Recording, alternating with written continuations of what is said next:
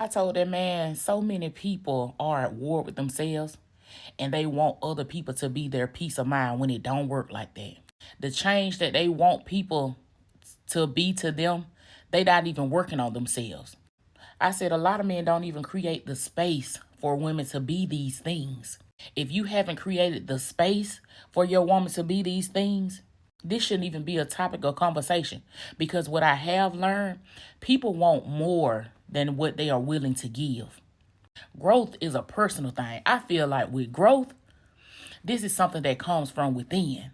I can't motivate you, but so much. If you are serious about changing who you are, this is something you are going to do regardless of anybody trying to inspire or motivate you or heal or grow.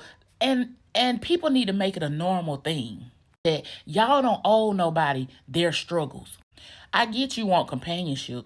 I get sometimes you may feel lonely. But whatever you focus on will grow. So if you feeling like you down just that bad, why don't you take the time and focus on yourself and go recreate yourself? Go on your own healing journey. Because if I got to work on myself, which is already hard, I'm trying to relearn all the things that I've learned that was wrong. Trying to teach my children, my two children, a better way.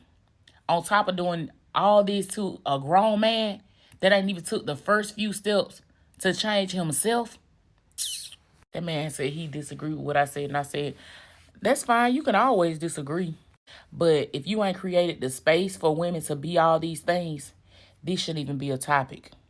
Because if you don't even know to open a door for a woman, why you trying to have a conversation with me about this? Because normally mamas teach their son, the first thing most mothers teach their son is to open the door for a woman. You don't even know how to go plan dates. But you expect me to be all these things. You got the game fucked up.